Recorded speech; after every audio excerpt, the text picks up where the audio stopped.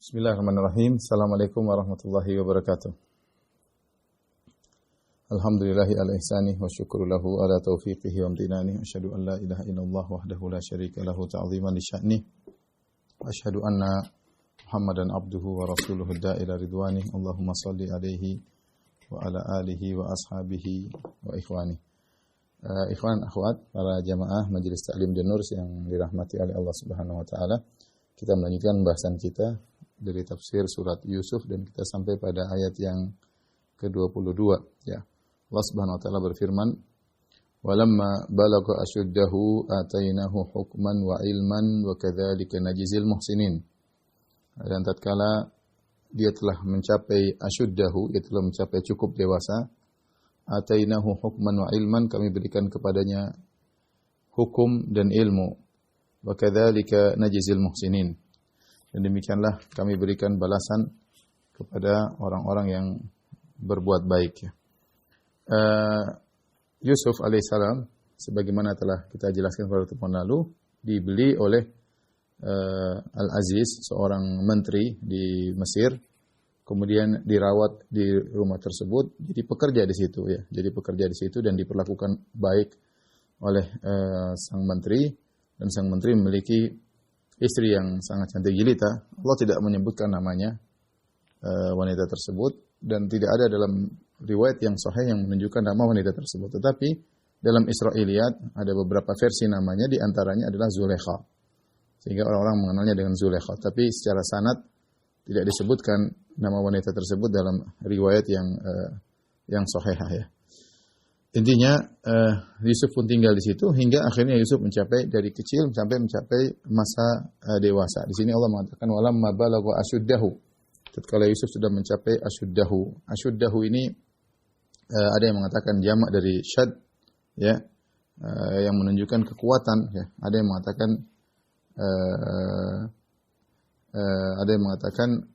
dia tidak ada mufradnya dan tidak ada jamaknya ya, sehingga al-ashud ya maknanya adalah muntaha asyabab, yaitu puncak dari masa muda ya, puncak dari kekuatan ketika seorang di masa muda. Oleh karenanya para salaf mereka khilaf tentang berapa usia Nabi Yusuf alaihissalam, yang tatkala Allah mengatakan walamma balagha ashuddahu ya, tatkala Yusuf sudah mencapai masa asyudnya ya, itu masa puncak dari masa mudanya. Ada yang mengatakan yaitu beliau berusia 33 tahun ya, yaitu puncak-puncaknya masa muda.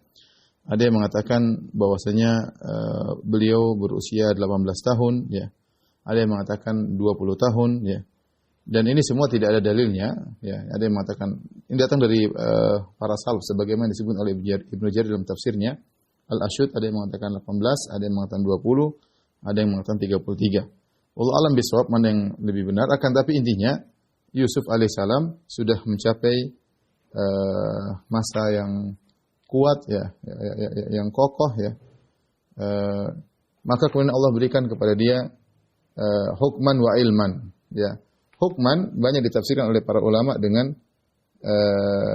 kenabian ya. Hukman ditafsirkan oleh para ulama dengan kenabian ya. Sebelumnya Yusuf alaihissalam hanya diberi ilham ya, tapi belum diberikan kenabian. Kita tahu ketika Yusuf alaihissalam dilemparkan dalam sumur, Allah mengatakan kepada dia, la tunabbi'annahum bi amrihim hadza wa hum la yash'urun. Engkau Yusuf akan mengabarkan kepada mereka perbuatan mereka ini nanti di kemudian hari, dan mereka dalam kondisi tidak sadar. Jadi sudah ada komunikasi antara Allah dengan Yusuf ya, berupa ilham, tetapi beliau baru diangkat menjadi seorang nabi ketika mencapai ashud. Al-ashud tadi sudah saya katakan khilaf, ada yang mengatakan 18, ada yang mengatakan 20, ada yang mengatakan 33 tahun. Yaitu intinya Yusuf sudah mencapai masa muda yang di puncak masa muda. Setelah itu Allah berfirman, wa kadzalika najzil muhsinin, dan demikianlah kami memberi balasan kepada orang-orang yang berbuat ihsan ya, berbuat ihsan. Jadi Yusuf alaihissalam diberikan ilmu, diberikan kenabian, di antara sebabnya karena beliau telah berbuat ihsan ya. Yaitu beliau bersabar ya, diuji oleh Allah Subhanahu wa taala dipisahkan dari orang tuanya. Yakub alaihissalam yang sangat dia cintai, kemudian dimusuhi oleh kakak-kakaknya, dilemparkan dalam sumur dengan dibuka bajunya, kemudian dijual sebagai budak oleh kakak-kakaknya, kemudian dibeli dari satu tangan ke tangan yang lainnya, hingga akhirnya tinggal di rumah menteri, ya, sebagai pembantu atau sebagai pekerja di rumah tersebut. Maka Allah Subhanahu wa taala memberikan dia pemberian yang sangat luar biasa, yaitu kenabian dan ilmu, dan Allah mengatakan wa kadzalika najzil muhsinin, demikianlah kami beri balasan kepada orang berbuat ihsan. Di sini para ulama mengatakan ihsan di sini muhsinin mencakup keumuman. Ini berlaku bagi Yusuf dan juga berlaku bagi selain Nabi Yusuf alaihissalam. Ya, orang yang berbuat ihsan akan diberi balasan di dunia sebelum di akhirat. Jadi ini dalil bahwasanya orang yang berbuat kebaikan dalam ibadahnya kepada Allah Subhanahu wa taala, dalam muamalahnya kepada sesama, ya. Karena ihsan maknanya berkaitan dengan dua hal.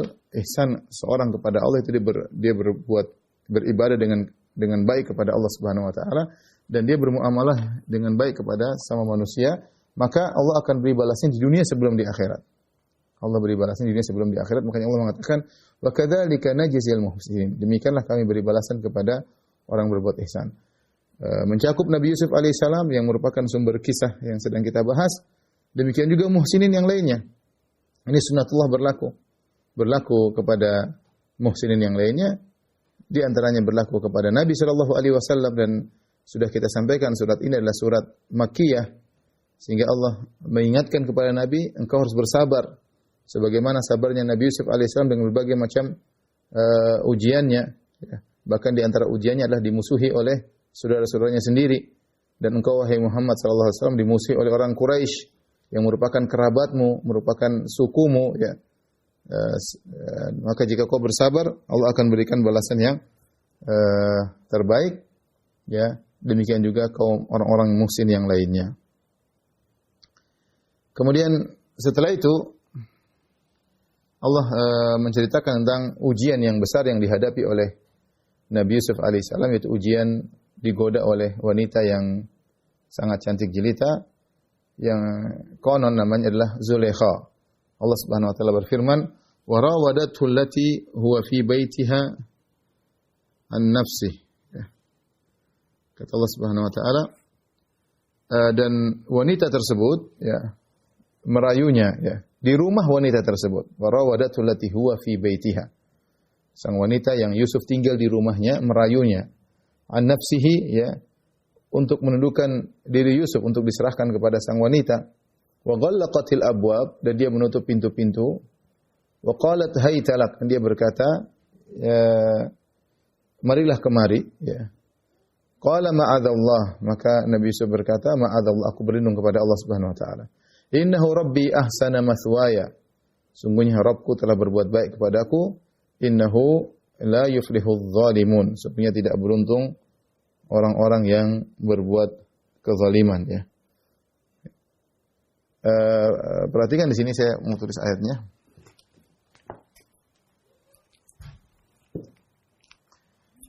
Kata Allah, wa rawadathu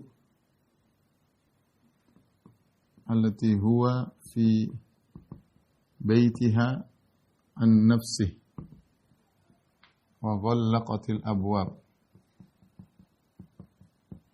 wa qalat hayta lak qala ma'adzallah innahu rabbi ahsana mathwaya innahu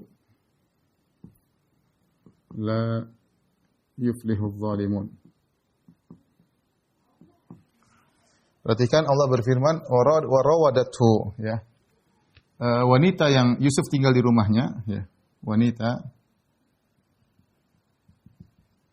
yang Yusuf tinggal di rumahnya merayunya, ya. Merayu Yusuf. Di sini Allah menggunakan kata rawada, ya, ada kata, perhatikan rawada. Rawada dari wazan fa'ala ya. Fa'ala asalnya adalah perbuatan terdiri dari dua pihak ya. Asalnya adalah wazan fa'ala itu fi'il atau perbuatan berasal dari dua belah pihak. Ini contoh seperti misalnya qatala ya. Qatala itu artinya saling bunuh-bunuhan, saling perang ya. Jadi dari dua belah pihak ya. Sawama misalnya saling tawar-menawar ya. Dan banyak seperti itu ya. Qatala seperti rawada. Tetapi yang jadi pertanyaan, di sini kita tahu yang merayu cuma Yusuf ya. Sang wanita, padahal yang merayu hanya Zulaikha. Yusuf tentunya tidak. Tapi kata rawada seakan-akan maknanya saling merayu ya. Ini rawada ya. Ya seakan-akan maknanya saling merayu. Ya, sementara rawada ya, maknanya seakan-akan saling merayu.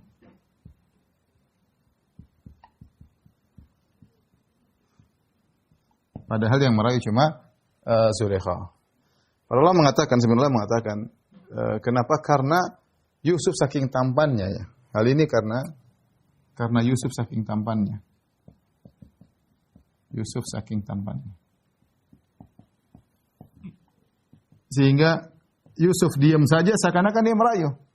Saking tampannya. Dia diam aja. Sang Zulaikha melihat Yusuf seakan-akan Yusuf merayunya. Padahal tidak. Ya. Padahal tidak. Yang merayu cuma sang wanita. Ya. Ya. Jadi ini menunjukkan bagaimana sang wanita sangat tergoda dengan Yusuf alaihissalam yang sangat tampannya luar biasa. Apalagi tinggal lama di rumah tersebut. Ya. Allati huwa fi baitiha. Yang merayunya adalah wanita yang Yusuf tinggal di rumahnya. Yusuf tinggal di rumahnya ya.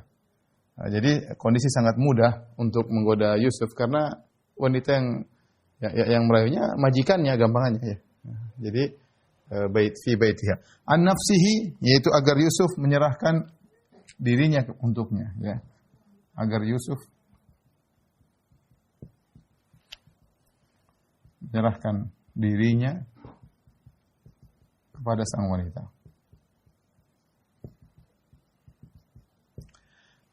Tentu wanita ini sangat cantik jelita ya. Karena dia adalah istri dari Al-Aziz, dari seorang menteri, dan kebiasaan para pejabat ya, apalagi zaman dahulu ketika mereka menikah tentu mereka mencari wanita yang cantik jelita, tidak sembarang wanita. Kemudian wa ghallaqatil abwab. Di sini Allah mengatakan wa ghallaq dari wazan fa'ala ya, fa'ala. Maka bisa ditafsirkan dengan dua tafsiran. Artinya benar-benar dia menutup semua pintu ya. Bisa jadi artinya sungguh-sungguh. Sungguh-sungguh dalam menutup pintu. Karena seharusnya cukup dengan golaqati ya. Golaqa tanpa ada tasydid harusnya ya. Tapi ketika ditambah tasydid bisa menunjukkan kesungguhan. Jadi wa ghallaqatil abwab artinya dia tutup dengan sungguh-sungguh sehingga untuk menutup pintu-pintu ya. Sehingga tidak mungkin dibuka ya. Sehingga sulit dibuka. Supaya apa? Supaya dia bisa bermaksiat dengan Yusuf dan dengan mudah tidak ada yang melihat ya. Maka ditutup kunci semua. Dan ada tafsiran kedua, fa'ala bisa artinya taksir, menunjukkan maknanya banyak, artinya seluruh pintu-pintu, bisa artinya seluruh pintu-pintu ditutup. Ditutup, tidak ada yang terbuka sama sekali.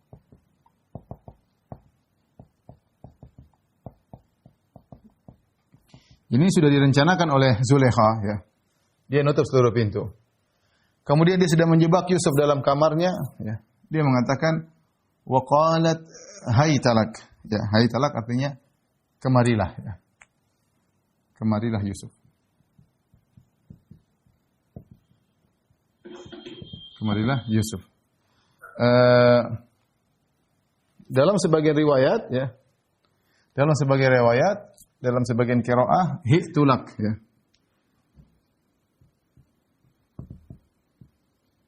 Dalam sebagian qiraat dibaca dengan hi'tulak, bukan haytalak. Hi'tulak yang artinya adalah aku telah mempersiapkan diriku untukmu.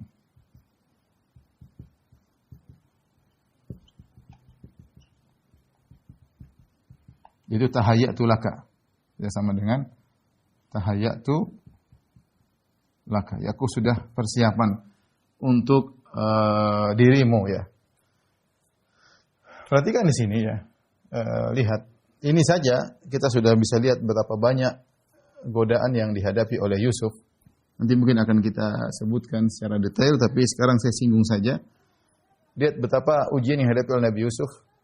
Disebutkan oleh Ibnu Qayyim rahimahullah dalam kitabnya Al-Jawabul Kafi atau Da'wah Dawa. Ada 12 ujian yang dihadapi oleh Nabi Yusuf alaihissalam. Di antaranya akan kita sebutkan. Disebut juga oleh Syekh Abdurrahman bin Nasir Sa'di dalam tafsirnya. Tafsir Sa'di tentang ujian yang dihadapi oleh Nabi Yusuf alaihissalam. Di antara ujian-ujian tersebut, ya,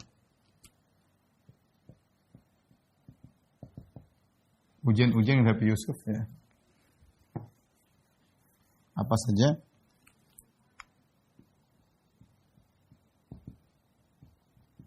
Yusuf alaihissalam. Perhatikan yang pertama, ya,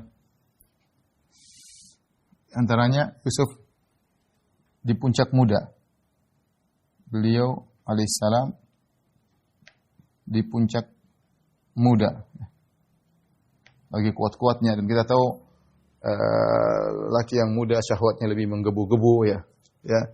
Kemudian juga tidak ada penyaluran, ya. Sementara di puncak muda, dan perhatikan kata Ibnu Qayyim rahimahullahu taala, dan tidak ada penyaluran. Yaitu Yusuf tidak punya istri dan Yusuf tidak punya budak. Sementara syahwat pemuda, ya, lagi lagi berkobar-kobarnya, ya. Beda kalau sudah tua, ya. Sudah tua tentunya berbeda, ya. Makanya zinanya anak muda dengan zinanya orang yang sudah tua berbeda hukumnya.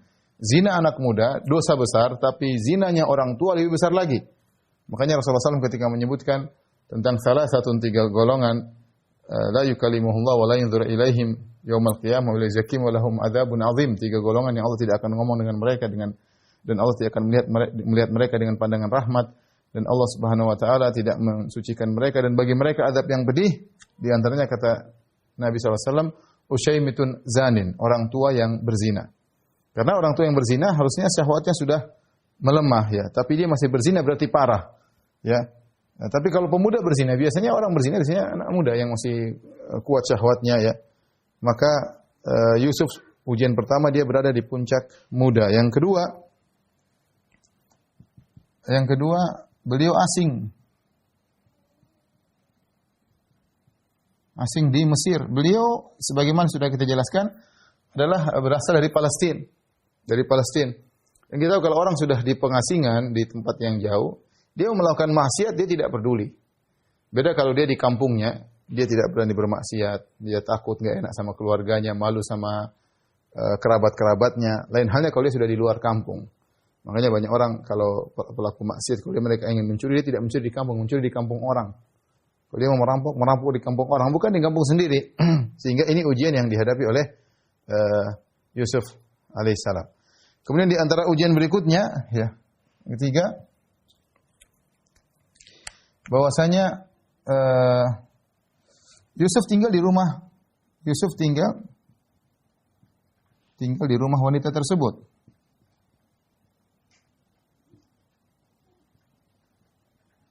Yusuf tinggal di rumah wanita tersebut. Dan kita tahu Yusuf bekerja di situ, ya. Dan seorang tidak akan curiga ketika melihat Yusuf berdua-duaan dengan wanita tersebut, karena dia memang tinggal di situ dan bekerja di situ, kerja diamanahi oleh sang menteri yang pemilik rumah untuk mengurusi rumah. Jadi dia sehari-hari memang bersama Zulekha. sering berdua-duaan, mungkin kalau ketemu ya namanya. Sehingga kalau terjadi apa-apa orang tidak curiga. Orang tidak curiga. Artinya kondisi sangat memungkinkan untuk memudahkan bermaksiat. Ya, misalnya kita katakan zaman sekarang seorang wanita dengan supirnya biasa, supir dengan pekerjaannya biasa ya, karena sering bareng ya, karena tahu ini pekerjaannya ya, sehingga ketika Yusuf melakukan sesuatu tidak dicurigai sama sekali. Ini juga membantu kondisi untuk mudah bermaksiat. Kemudian di antaranya yang keempat, sang wanita menutup seluruh pintu.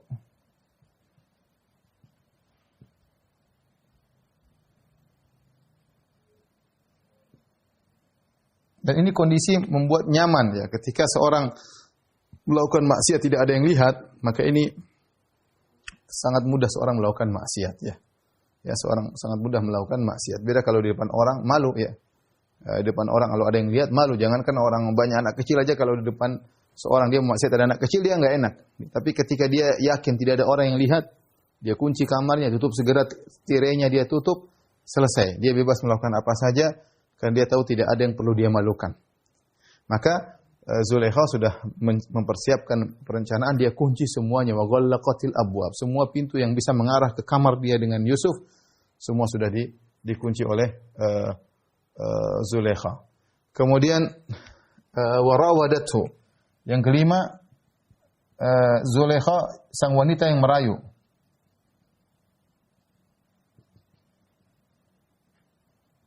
Tentu berbeda ya ketika lelaki yang merayu. Bisa jadi kalau seorang lelaki merayu wanita, mungkin wanita tidak mau, bisa jadi dia tidak mau. Atau lelaki tidak terfikir untuk bermaksiat. Tapi ketika sang wanita membuka pintu, ternyata tahu-tahu dia yang main mata, tahu-tahu dia yang kontak, tahu-tahu dia yang telepon, tahu-tahu dia yang kirim bunga misalnya. Ya ini laki-laki bisa goyang ya. Kita tahu fitnah paling besar bagi laki-laki wanita. Nah, yang mulai merayu adalah sang wanita, bukan Yusuf. Ya. Sang wanita bukan Yusuf ya. Ini menjadikan godaan tersendiri bagi Yusuf alaihissalam. Kemudian di antaranya ya, Yusuf tampan ya. Orang yang tampan secara umum lebih mudah pede untuk bermaksiat, lebih pede untuk menggoda wanita ya. Dia tampan, dia merasa percaya diri dan yang lainnya ya. Yusuf sangat tampan, dan ini menambah sang wanita semakin dengan kuat merayu Yusuf ya. Ketampanan Yusuf ini sendiri menjadikan Zulaikha atau sang wanita benar-benar serius ketika merayu Yusuf alaihissalam, karena dia berhadapan dengan wanita lelaki yang sangat tampan. Kemudian di antaranya sang wanita sendiri cantik.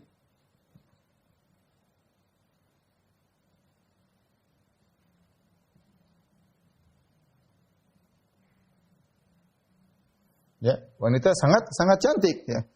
Karena seperti saya katakan, kebiasaan para pejabat dahulu, mereka tidak mungkin menikah kecuali dengan wanita pilihan. Al-Aziz, sang menteri, tidak mungkin memiliki wanita istri yang biasa-biasa saja. Ya, dia memiliki wanita yang sangat cantik. Jadi yang merayu Yusuf ini bukan wanita sembarang, tapi wanita yang cantik jelita. Kemudian di antaranya wanita tersebut telah mempersiapkan diri.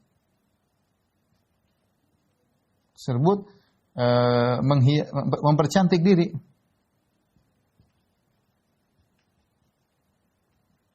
Ya, makanya dalam qiraah tadi yang saya sebutkan, dalam qiraah yang lain, hi'tulak, ya.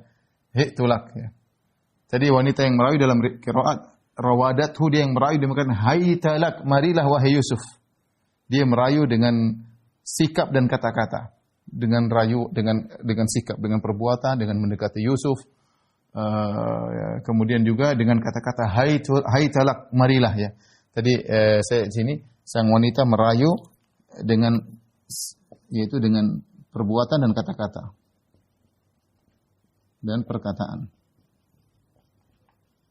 Perkataan yaitu tadi hai talak, kemarilah, dia mengatakan kemarilah. Perbuatan dengan menuju ke Yusuf, memegang Yusuf.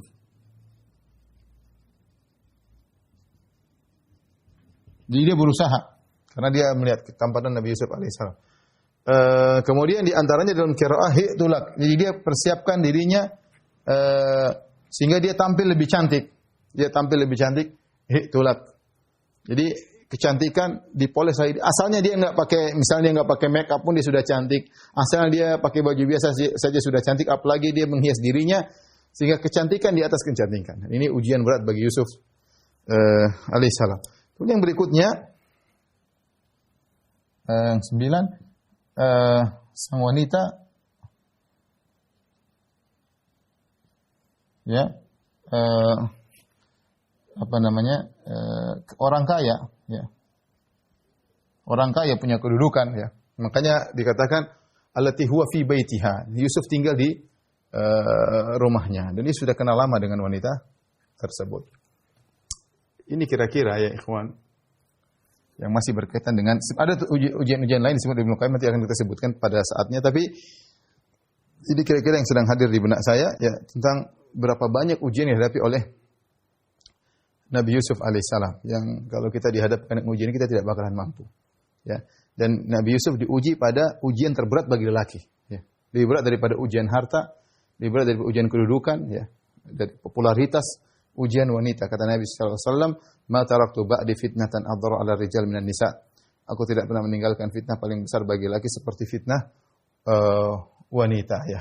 Dia lihat kumpulan ujian berkumpul pada Yusuf alaihissalam, apalagi yang tersebutlah cantik sekaligus kaya raya. Makanya Nabi SAW, Allah menyebutkan kisah ini, Nabi Yusuf alaihissalam. Nabi juga menyebutkan dalam 2 kisah tentang di antara hal yang membuat seorang mendapatkan pahala besar adalah tatkala dia berhasil lolos dari ujian wanita yang cantik dan kaya raya. Seperti ketika Nabi SAW menyebutkan tentang 7 golongan yang Allah naungi pada hari kiamat kelak, di antaranya yang kelima, kata Nabi SAW, "Rajulun da'atum ra'atun dzatu mansibin wa jamalin faqala inni akhafullah." Seorang lelaki yang dilihat oleh seorang wanita cantik dan kaya raya, dan dia berkata, "Aku takut kepada Allah." Karena masing-masing merupakan ujian. Betapa banyak lelaki suka dengan wanita meskipun tidak cantik, yang penting kaya, dia senang. Senang punya simpanan wanita kaya, bisa hura-hura dengan wanita kaya tersebut. Demikian juga betapa banyak lelaki suka dengan wanita cantik meskipun super miskin, yang penting cantik. Apalagi dua-dua hal tersebut tergabung, cantik dan kaya raya. Ya, maka lihat betapa banyak lelaki yang gugur ketika digoda dengan wanita kaya. Dan betapa banyak lelaki yang gugur digoda dengan wanita cantik. Bahkan bukan dengan wanita cantik, wanita yang setengah cantik saja, ya udah pada gugur. Bahkan kita dapati betapa banyak kita dengar kasus bagaimana seorang majikan berzina dengan pembantunya, berzina dengan atau seorang laki-laki berzina dengan bosnya, bos perempuannya.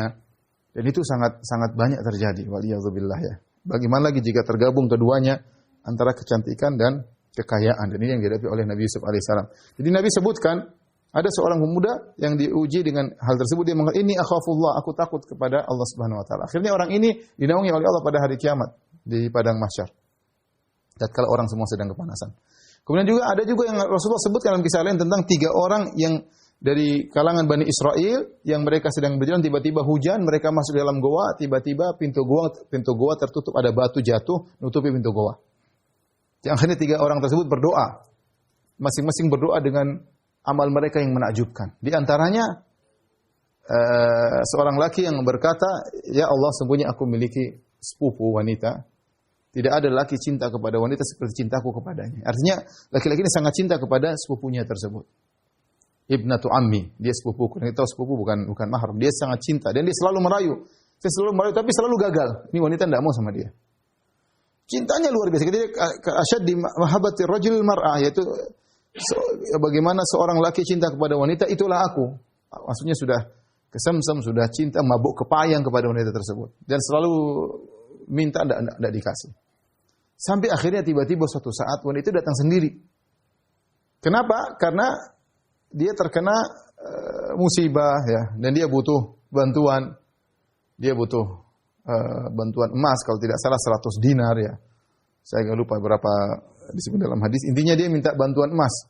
Maka aku katakan, aku akan beri kau bantuan dengan syarat engkau menyerahkan dirimu kepadaku. Dengan syarat kau menyerahkan dirimu kepadaku. Akhirnya wanita tersebut Setuju. Maka aku berikan emas kepada dia. Ketika aku sudah duduk di hadapan dia, sebagaimana seorang laki duduk di hadapan istrinya, tinggal menggaulinya, sudah, saat itu sudah, artinya lelaki itu sudah di puncak syahwat. Ya. Dan inilah cita-cita yang selama ini dia kejar-kejar. Di hadapan mata tinggal dia lampiaskan. Ya. Dia sudah duduk sebagaimana seorang suami duduk di hadapan istrinya. Tiba-tiba yang tersebut mengatakan, ya fulan, ittaqillah, wala tafuddal khatam ila bihaqqih. Wahai fulan, jangan kau bertakwalah kepada Allah. Jangan kau melakukan hubungan kecuali dengan haknya. Subhanallah. Saya tidak tahu bagaimana laki tersebut. Biasanya kalau laki sudah di puncak syahwat, dia sudah tidak bisa mengontrol dirinya. Tidak bisa mengontrol dirinya. Itu sifat laki ya. Makanya dikatakan kalau jika syahwat sudah berkobar, 2/3 akal seseorang sudah hilang. Bahkan bisa jadi hilang semua akalnya. Betapa banyak orang ketika syahwatnya sudah berkobar, di depan dia wanita cantik, sudah single dia melakukan zina, dia tidak pikir lagi istrinya, tidak pikir anaknya, mungkin anaknya sakit, tidak dia pedulikan. Pokoknya akalnya udah hilang, yang penting dia bisa melampiaskan syahwatnya ya. Tapi laki-laki ini menakjubkan. Sudah tinggal dia berhubungan, tiba-tiba wanita tersebut mengatakan, ittaqillah, bertakwalah kepada Allah. Maka dia pun takut kepada Allah, dia tinggalkan wanita tersebut, dan emas itu dia serahkan kepada wanita tersebut, dan dia pergi. Dan dia mengatakan, Allah, kalau aku melakukan itu karena Engkau ya Allah, bukalah pintu goa. Maka pintu goa pun terbuka. Jadi Nabi cerita tentang Nabi Yusuf dalam Al-Quran. Kemudian tadi lelaki yang dinaungi oleh Allah pada hari kiamat kelak, dan kisah tadi dari seorang Bani Israel yang pernah lulus dari ujian yang sangat berat ini. Karena ini ujian berkaitan dengan fitnah paling besar bagi wanita ya. Mungkin kalau saya tambahkan yang ke-10 ya, maka fitnah ini berkaitan dengan fitnah terberat bagi wanita. Ini fitnah terberat bagi lelaki. Itu fitnah wanita. Fitnah wanita ya. Taib, apa yang dilakukan Yusuf alaihissalam ketika menghadapi ujian yang sangat luar biasa ini? Ujian yang sangat luar biasa ini. Yang pertama diucapkan qalat ma'adallah, aku berlindung kepada Allah. Ini yang pertama. Aku berlindung kepada Allah.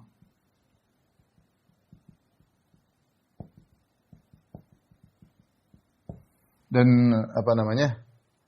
Allah Subhanahu wa taala menyebutkan kisah lelaki diuji oleh wanita yang cantik, dan Allah juga sebutkan kisah wanita diuji oleh lelaki yang tampan. Kisah siapa? Maryam. Dalam surat Maryam. Surat Maryam ketika fa arsalna ilaiha ruhana fatamatsala laha basharan sawiyya. Kata Allah, kami utus kepada Maryam Jibril alaihissalam, fatamatsala laha basharan sawiyya. Maka berubahlah Jibril menjadi seorang laki yang sangat tampan sempurna. Sama Maryam juga di masa muda. Lagi muda-mudanya, lagi syahwat mungkin bergelora. Kemudian masuk itu tidak ada orang antara Maryam dengan Jibril doang. Dan Jibril bukan sebagai malaikat, waktu itu datang bukan dalam bentuk malaikat tapi dalam bentuk manusia. Maryam tahu ini laki menggoda dia. Dia menduga laki ini menggoda dia. Ya. Maka apa yang dikatakan Maryam sama seperti dikatakan Yusuf, qalat inni a'udzu birrahmani minka in kunta taqiyya. Aku berlindung kepada Allah dari gangguanmu jika kau bertakwa. Maryam sama, dia berlindung kepada Allah dan dia mengingatkan kepada lelaki tersebut, hanya kau bertakwa. Jadi dia a'udzubillahi minasyaitonir rajim, ittaqillah. Dia menasihati dirinya sendiri, meminta perlindungan dari Allah Subhanahu wa taala, dan dia menasihati lelaki tersebut. Ternyata itu Jibril alaihissalam. Tapi maksud saya Maryam benar-benar selamat ya, dan dia benar-benar bertakwa kepada Allah. Itu contoh, bukan hanya lelaki yang digoda, tapi bisa jadi kebalikannya, wanita digoda lelaki yang tampan dan kaya raya. Makanya tentang hadis tentang 7 golongan yang dinaungi oleh Allah Subhanahu wa taala hari kiamat bukan hanya berlaku pada laki-laki, berlaku juga pada wanita. Wanita yang digoda lelaki yang tampan dan kaya raya mengajak berzina, kemudian sang wanita berkata, ittaqillah, bertakwalah kepada Allah. Inni akhafullah, aku takut kepada Allah Subhanahu wa taala. Yang pertama dilakukan oleh Nabi Yusuf, dia mengatakan, aku berlindung kepada Allah. Kemudian innahu rabbi ahsana maswaya. Yang kedua, dia mengatakan, ya, sungguhnya Tuanku ya, telah berbuat baik kepadaku. Ini yang nomor 2. Sesungguhnya Tuanku, Rabbi, ya, telah berbuat baik kepadaku, telah baik kepadaku. Nah, Tuanku di sini, Rabbi, ini ada khilaf di kalangan para. Apa maksudnya Tuanku di sini, Rabbi, yaitu Rabbi, innahu Rabbi, ya, innahu Rabbi, ahsana maswaya. Ada khilaf di kalangan para ulama, dua pendapat. Ada yang mengatakan Rabbi maksudnya suamimu, ya. Rabbi, ini pendapat pertama. Rabbi maksudnya Sayyidi, itu majikanku, yaitu suamimu, suami Zulaikha. Suami Zulaikha. Suami sang wanita.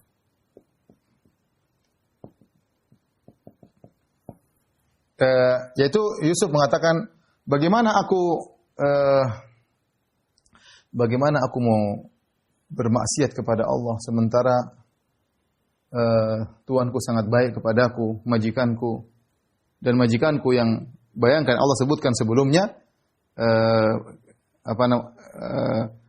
majikan yang berkata kepada istrinya akrimi mathwah pada ayat sebelumnya, ya, muliakanlah ini anak, asa ayyamfa'ana aw natakhidahu walada. Mudah-mudahan si anak kalau besar ini bermanfaat bagi kita. Karena Yusuf ketika dijual masih kecil.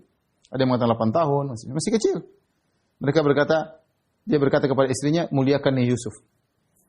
Mungkin bermanfaat bagi kita di kemudian hari atau akan menjadi anak angkat kita. Jadi Yusuf mengatakan, gimana saya mau membalas kebaikannya dengan bermaksiat, berzina dengan istrinya?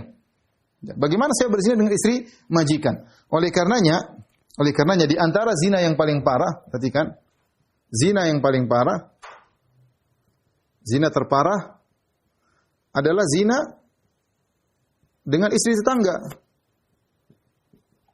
Istri tetangga. Zina dengan istri tetangga. Makanya ketika Rasulullah SAW menyebut tentang 3 dosa besar, di antara Rasulullah SAW mengatakan berbuat syirik kepada Allah, antaj'alillahi niddan wa huwa khalaqak, engkau menjadikan tandingan bagi Allah padahal yang ciptakan engkau adalah Allah sendirian. Yang kedua, antaktula waladak, engkau membunuh anakmu khasyat an ya'kula ma'ak, karena kau khawatir dia ikut makan bersamamu. Yang ketiga, antuzaniya halilata jarik, engkau berzina dengan istri tetanggamu. Kenapa dosanya menjadi besar? Ya, kalau mencuri, bahkan kata Nabi SAW, mencuri dari 10 rumah orang lebih parah daripada mencuri dari rumah tetangga. Kenapa tetangga harusnya dijaga? Harusnya kita berbuat baik kepada tetangga. Malah mencuri dari tetangga itu parah. Sama, Yusuf harusnya berbuat baik kepada majikan. Majikannya bukan majikan yang galak. Majikannya bukan majikan yang jahat, yang kemudian menyiksa Yusuf. Bahkan majikannya menyuruh untuk berbuat kepada Yusuf. Maka itu di antara sebab kenapa Zulaikha sangat dekat dengan Yusuf. Karena majikannya yang suruh berbuat baik sama Yusuf. Maka Yusuf mengatakan, bagaimana saya mau melakukan maksiat, ya. Ya, sementara majikanku sangat baik kepadaku. Ini sebab yang kedua, ya, tadi. Jadi sebab pertama karena takut kepada Allah, sebab yang kedua karena tidak mau mengganggu hak orang lain.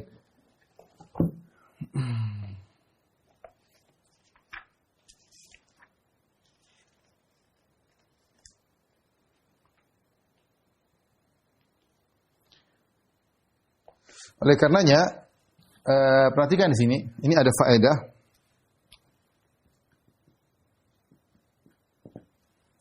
Hukum asal seorang meninggalkan kemaksiatan harus karena Allah. Hukum asal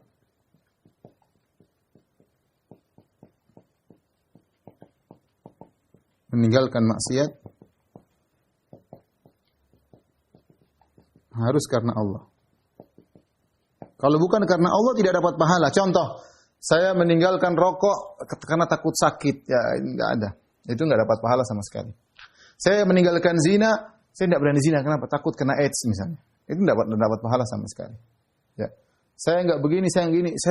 Saya tidak berani mabuk, malu. Kata tetangga, malu, ya. Ini dia tidak dapat pahala sama sekali karena sesuatu yang dapat pahala hanya karena Allah Subhanahu wa taala. Kalau karena Allah baru dapat pahala.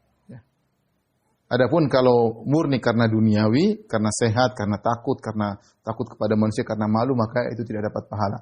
Tetapi tidak mengapa hukum asal seorang meninggalkan maksiat harus karena Allah. Dan tidak mengapa jika diikuti dengan sebab duniawi yang menguatkan. Ini contohnya Yusuf alaihissalam, dia bagaimana sih ini duniawi ya? Bagaimana saya membalas kebajikan saya dengan keburukan? Ya. Di dua hal yang buat saya, pertama dia takut kepada Allah, ma'adzallah aku berlindung kepada Allah. Yang kedua, tidak mungkin dia balas keburukan dengan kebaikan dengan keburukan, ya. Itu juga dia tidak mungkin lakukan. Di antaranya dia memperhatikan hak majikannya. Ya, bagaimana saya balas kebaikan dia dengan keburukan? Bagaimana saya balas air suci dengan air tuba? Ini ada niat duniawi tapi tidak jadi masalah karena niat utama Yusuf adalah karena menjalankan perintah Allah Subhanahu wa taala. Dan itu sama seperti sabda Nabi sallallahu alaihi wasallam, "Faman ittaqa syubhati," kata Nabi sallallahu alaihi wasallam, "Faman ittaqa syubhati faqad istabra'a li dini wa irdihi." Ya, kata Nabi, siapa yang meninggalkan syubhat, maka dia telah mensucikan agamanya dan harga dirinya. Di sini kata Nabi ada harga diri. Harga diri menunjukkan seorang juga boleh meninggalkan maksiat dalam rangka menjaga harga dirinya. Apa kata orang? Tapi ingat, sumber utama harus karena Allah. Kalau dia hanya cuma karena kata orang, dia nggak dapat apa-apa, nggak dapat pahala. Ini perhatikan, kita kalau meninggalkan maksiat harus karena Allah. Setelah itu, tidak apa-apa kita kemudian memikirkan bagaimana dengan sisi dunia yang mungkin kata orang, hinaan orang, tidak apa-apa. Tapi yang pertama harus dalam hati karena Allah Subhanahu wa taala. Ini pendapat pertama, yang dimaksud dengan Rabbi adalah Sayyidin. Ini pendapat dikuatkan oleh mayoritas ulama. Mayoritas ulama berpendapat Rabbi di sini maksudnya adalah Tuanku, bukan Allah Subhanahu wa taala. Pendapat kedua, Rabbi maksudnya Allah. Tuhanku, ya. Seakan-akan Yusuf berkata, bagaimana aku maksiat kepada Allah, ya. Bagaimana aku maksiat kepada Allah sementara Allah sangat baik kepadaku.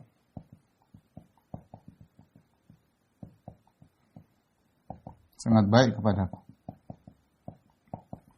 Subhanallah. Ini pendapatnya juga punya sisi dalil yang kuat, ya. Karena Rabb asalnya adalah untuk Allah. Tapi secara kalau kita lihat konteks dari awal sampai akhir, maka pendapat yang lebih kuat pendapat ini, ya.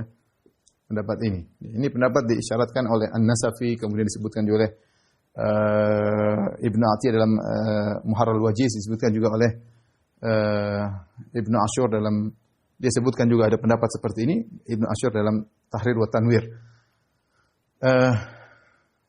Dan kalau kita memilih pendapat ini, maka ini hal yang sangat membuat kita berpikir panjang untuk bermaksiat kepada Allah. Allah telah berbuat baik kepada kita. Allah memberikan kita iman, Allah memberikan kita kesehatan, Allah buat kita bisa ngaji, Allah memberikan kita nikmat istri, nikmat keluarga, nikmat anak-anak. Masih banyak orang terjerumus dalam kemaksiatan, masih banyak orang terjerumus dalam kekufuran. Allah berikan ketenangan hati. Maka seorang kalau ingat ini, dia mau bermaksiat, dia mikir-mikir. Tetapi intinya, Ibnu Jauzi dalam kitabnya Sayyidul Khatir mengkaitkan, dia merajihkan pendapat ini bahwa yang dimaksudkan Rabbi adalah majikanku, tapi dia bawa kepada makna ini. Dia mengatakan, lihatlah, Yusuf alaihissalam, maknanya demikian. Dalam Sayyidul Khatir, dia mengatakan Yusuf alaihissalam meninggalkan maksiat di antaranya selain karena Allah, dia juga memikirkan bagaimana saya mau membalas kebaikan majikan kepadaku. Padahal kebaikan majikan kepada Yusuf alaihissalam, ya hanya kebaikan duniawi. Tapi itu diingat oleh Yusuf, Yusuf tidak ingin berkhianat kepada sang majikan. Apalagi berkhianat berkaitan dengan seorang yang sangat dimuliakan oleh majikan, yaitu istrinya. Yusuf tidak mau, ya. Ini majikanku sangat baik. Maka Ibnu Jauzi mengatakan rahimahullahu taala, nah kalau Yusuf saja tidak bermaksiat gara-gara mikirkan balasan duniawi, yang itu hanya sedikit dari manusia kepada manusia. Bagaimana dengan kalau kita memikirkan tentang kebaikan Allah Subhanahu wa taala? Maka di antara hal yang membuat seorang berhenti dari maksiat adalah dia ingat kebaikan Allah, berikan banyak kebaikan. Apa pantas Allah berikan kau pandangan, pendengaran, bisa berbicara, kesehatan, Allah berikan kau istri, anak-anak, bisa kenal agama, bisa sholat, bisa berzikir.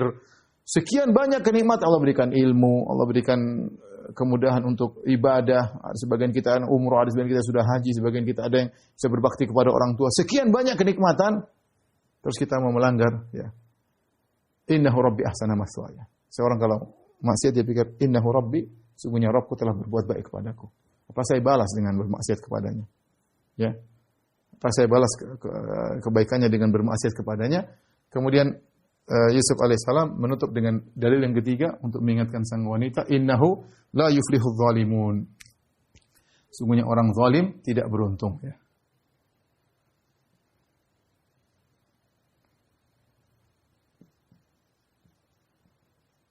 Tidak beruntung.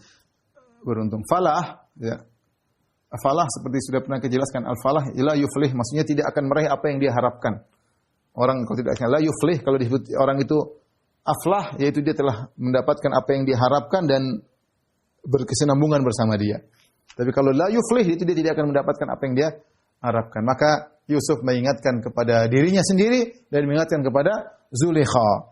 Kalau kau berzina dengan aku, berarti aku zalim dan engkau juga zalim. Engkau zalim dan aku juga berbuat kezaliman kepada diriku, ya.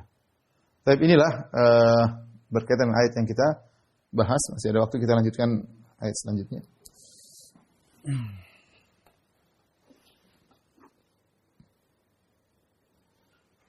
Baik, ikhwan dan akhwat yang dirahmati Allah Subhanahu wa taala. Kita lanjutkan sedikit satu ayat lagi. Allah Subhanahu wa taala berfirman, "Wa laqad hammat bih." Sungguh sang wanita itu Zulaikha, ya, konon namanya Zulaikha, ya. Sangat ingin kepada Yusuf, ya. Telah bermaksud, yaitu benar-benar hammat bih, yaitu benar-benar tergerak ingin berzina dengan Yusuf. Makanya dia sudah berusaha dengan ucapan, dia sudah berusaha dengan perbuatan, ya. Wa hamma biha. Dan Yusuf pun sudah tergerak, sudah ham. Laula an ra'a burhana rabbih, kalau bukan Yusuf melihat tanda-tanda dari Rabb-nya. Kadzalika linasrifa anhu su'a wal fahsya. Demikianlah kami malingkan dari Yusuf perbuatan buruk dan perbuatan keji. Innahu min ibadinal mukhlasin. Sungguhnya dia termasuk hamba-hambaku yang diselamatkan. Tapi ini satu ayat ini insyaallah kita dengan singkat kita jelaskan. Allah Subhanahu wa taala berfirman, "Wa laqad hammat bih wa hamma biha laula an ra'a burhana rabbih kadzalika linasrif anhu su' wal fahsya innahu min ibadina al-mukhlasin." Kata Allah Subhanahu wa taala, "Wa laqad hammat bih." Sungguh sang wanita ingin berzina dengan Yusuf. Wa hamma biha. Yusuf pun sudah ada hasrat. Laula an ra'a burhana rabbih, kalau bukan Yusuf melihat petunjuk Rabb-nya.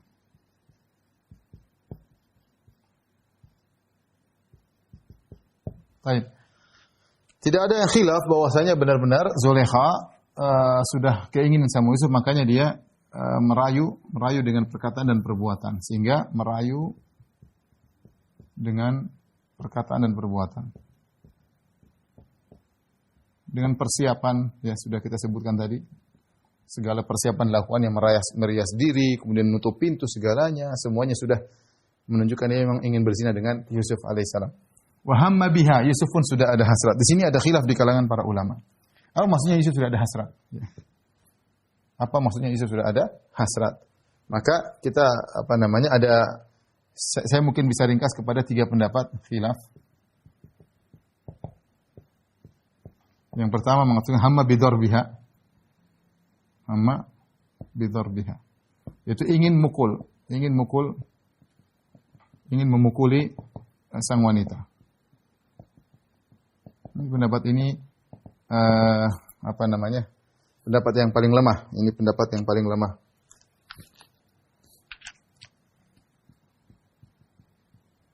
Pendapat paling lemah.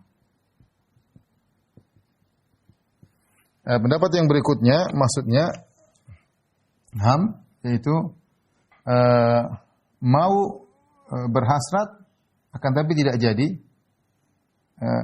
Artinya kita artikan kalau bukan yang pendapat kedua maksudnya Yusuf tidak berhasrat. Tidak berhasrat sama sekali. Ini pendapat juga dipilih oleh banyak ulama, di antaranya dirajikan oleh Syekh Muhammad Al-Amin Syinqiti dalam Adwaul Bayan. Jadi mereka mengartikan kalau bukan Yusuf melihat petunjuk tentu dia sudah berhasrat. Di ayat ini dimanakan ini seakan-akan jawaban dari laula. Jadi hamma biha ini jawaban dari laula. Kalau bukan Yusuf sudah melihat petunjuk Rabbnya tentu dia akan berhasrat. Seakan-akan makna ayat jadilah makna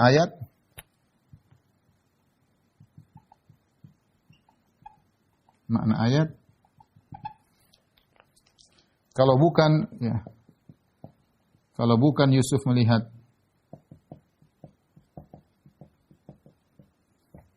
petunjuk Rabbnya tentu ia sudah berhasrat.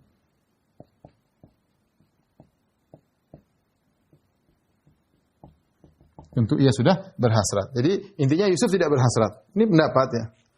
Pendapat yang ketiga, ini pendapat juga dipilih oleh banyak ulama ya. Yusuf berhasrat tetapi hanya lintasan hasrat. Karena hasrat ada dua, ham itu ada dua. Ham al-israr kata Ibnu Taimiyah rahimahullah taala, al-ham ada yang namanya ham al-israr, ada namanya ham al-khawatir. Ham al-israr itu benar-benar kepingin al-israr ini Yusuf yang ini hanya sekedar lintasan. Kalau ini kepingin benar-benar keinginan yang benar-benar seakan-akan menjadi azimah ya. Tekad ya. Yusuf yang ini hanya sekedar lintasan. Ya, ini pendapat wallahu alam saya lebih condong pada pendapat ini ya. Dan ini pendapat Ibnu Jarir At-Tabari ketika menyebut pendapat ini beliau bantah. Beliau mengatakan adapun mengatakan Yusuf tidak berhasrat maka ini kurang pas karena orang Arab ketika menyebutkan jawab laula selalu di depan setelah menyebutkan syarat baru kemudian harusnya kalau memang Yusuf tidak berhasrat harusnya Allah berfirman laula an ra'a burhana rabbih la hamma biha. Seandainya bukan Yusuf melihat petunjuk Rabbnya tentu dia akan berhasrat. Tetapi disebutkan Yusuf sudah berhasrat terlebih dahulu. Ya, wa hamma biha. Ya. Adapun laula an ra'a burhana rabbi, adapun ini berkaitan dengan jawaban yang tersembunyi. Kalau bukan Yusuf melihat petunjuk Rabbnya tentu beliau sudah berzina. Tentu beliau sudah berhasrat. Jadi jawabannya di sini lazana biha ya, atau la waqa'a biha ya. Mahdzuf terhapus. Ya, ini jawab daripada laula. Ini penjelasan dari Ibnu Jarir At-Tabari. Jadi yang benar bahwasanya Yusuf sudah terlintas dan ini ujian Yusuf alaihissalam. Sebagaimana lelaki biasa tertarik sama seorang wanita. Lelaki tertarik seorang wanita. Sebagaimana seorang yang lapar melihat makanan maka dia tertarik. Ya. Sebagaimana lelaki melihat wanita cantik maka dia tertarik, itu manusiawi. Tetapi iman yang membuat dia akhirnya meninggalkan itu semua. Di sinilah pujiannya Nabi Yusuf alaihissalam. Ya. Sebagaimana sekarang kita puasa lihat makanan enak, kita tertarik enggak? Tertarik, tapi kita enggak punya tekad untuk makan, enggak. Ada tertarik ada, karena manusiawi. Kita puasa lihat makanan, kita tertarik enak, tertarik, tapi kita tidak tekad untuk makan enggak. Kenapa? Karena ada iman yang membuat kita tidak makan. Sama Yusuf alaihissalam melihat wanita tersebut tertarik, dia manusiawi. Dia seorang nabi dan seorang manusia bukan malaikat. Lihat wanita dia tertarik, cantik, jelita sendiri, tapi kemudian imannya membuat dia membuat dia meninggalkan. Dia sudah dijebak dalam jebakan yang luar biasa. Makanya Allah mengatakan, laula an ra'a burhana rabbih, kalau bukan melihat petunjuk Rabbnya tentu dia akan terjerumus. Ini pendapat yang lebih kuat, Allah alam bisawab. Ini pendapat dipilih Ibnu Taimiyah, Ibnu Qayyim dan banyak para ulama milik pendapat tersebut berdasarkan bahasa dan juga dalil-dalil yang ada ya. Ya. Terus khilaf di kalangan para ulama, apa yang dimaksud dengan burhana rabbih? Petunjuk Rabbnya ini maksudnya apa? Yusuf melihat petunjuk Rabbnya. Ada yang mengatakan tiba-tiba ada peringatan dari Allah Subhanahu wa taala agar segera tertepis hasrat tersebut. Ada yang mengatakan Yusuf alaihissalam melihat tiba-tiba ada bayangan bapaknya Yakub alaihissalam sehingga dia meninggalkan itu semua ya. Namun wallahu alam pendapat yang lebih kuat disarankan oleh Ibnu Taimiyah bahwasanya maksudnya imannya. Imannya yang ada dalam hatinya membuat dia akhirnya meninggalkan itu semua. Iman yang ada di hatinya yang kuat membuat dia meninggalkan itu semua. Adapun pendapat dari Israiliyat yang mengatakan Yusuf sudah buka celananya ingin menggauli Zulaikha, tiba-tiba dia lihat ini kayaknya tidak pantas bagi Yusuf alaihissalam. Ya. Artinya Yusuf sudah berusaha. Artinya sudah dekati, sudah mau sama Zulaikha, sudah buka celana segala, sudah melorotkan celananya. Ini ada disebut oleh dalam buku tafsir, ini tidak tepat, ini tidak benar. Yang benar Yusuf tidak sama sekali melakukan ini, tidak melakukan dosa sama sekali. Karena kalau Yusuf berdosa, dia pasti Allah sebutkan, kemudian dia minta ampun. Sebagaimana Allah menyebutkan nabi-nabi lain yang pernah berdosa kemudian minta ampun. Ya. Ketika Nabi Musa alaihissalam membunuh seorang yang mengatakan, aku minta ampun ya Allah, faghfaralah, Allah ampuni. Ketika Nabi Nuh alaihissalam salah minta kepada Allah Subhanahu wa taala, maka Rabbi ini a'udzubika fa illam taghfirli wa tarhamni, ampunilah aku. Nabi Adam ketika melakukan kesalahan berdoa minta ampun. Dan dalam ayat ini jelas Yusuf tidak melakukan kesalahan sama sekali. Seandainya dia sempat buka celana dan sudah berusaha, berarti dia sudah berdosa. Hanya saja Allah tegur. Yang zahirnya dia tidak melakukan apa-apa, justru dia kabur. Dia belum melakukan apa-apa, cuma ada lintasan hasrat, tapi tadi imannya menolak itu semua. Makanya Allah berfirman setelah itu, kadzalika linasrifa anhu su'a wal fahsya. Demikianlah kami palingkan darinya as-su'. Su' ini keburukan. Al-fahsya kekejian. Kejian di sini para ulama mengatakan maksudnya zina, ya, perbuatan zina, keji. Keburukan apa maksudnya? Para ulama mengatakan al-ishq, yaitu kerinduan atau al-mahabbah, yaitu cinta dan rindu kepada Zulaikha, kepada sang wanita. Ya, istri orang. Ya, karena Zulaikha cantik. Kalau seandainya Yusuf tidak ditolong oleh Allah, dia bisa jadi jatuh cinta kepada Zulaikha. Ini bagaimana? Ini laki-laki lihat perempuan cantik, meskipun istri majikan akan tertarik. Tapi Allah palingkan semua dari Yusuf alaihissalam. Ya. Kenapa innahu min ibadinal mukhlasin? Sini Allah sebutkan sebabnya. Sebabnya Allah tolong. Sebab Allah tolong. Kata Allah innahu min ibadinal mukhlasin.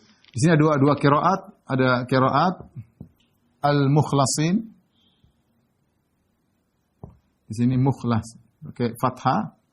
Mukhlasin, ada qiraat yang lain mukhlisin dengan kasrah. Mukhlasin artinya yang diselamatkan, yang dispesialkan oleh Allah.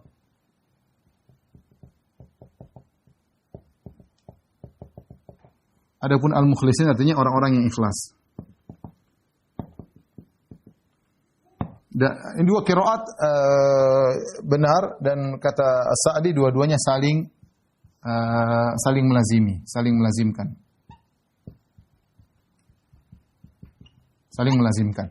Orang yang dipilih oleh Allah maka dia akan menjadi ikhlas, dan orang yang ikhlas akan dispesialkan, diselamatkan oleh Allah Subhanahu wa taala. Di sini tahu bahwasanya sebab utama orang selamat adalah ikhlas.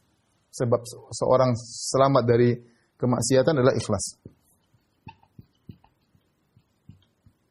Selamat dari fitnah adalah ikhlas. Ya, jika seorang ikhlas dan dia dalam hatinya benar-benar ada kelezatan ikhlas kepada Allah, ubudiyah, maka dia akan bisa melawan kelezatan kerinduan kepada bentuk-bentuk yang indah. Ya, seperti itu.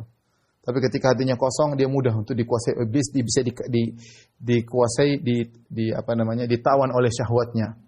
Sehingga dia melakukan zina atau melihat hal yang haram dan yang lainnya. Maka kadar keikhlasan membantu seorang untuk meninggalkan kemaksiatan, terutama kerinduan terhadap bentuk-bentuk gambar-gambar, film-film yang tidak benar. Di antaranya adalah keikhlasan. Seorang berusaha memperbaiki keikhlasan agar diselamatkan oleh Allah Subhanahu wa taala, ya. Demikian saja kajian kita. Insyaallah kita lanjutkan di kesempatan yang lain. Wabillahi taufiq wal hidayah. Assalamualaikum warahmatullahi wabarakatuh.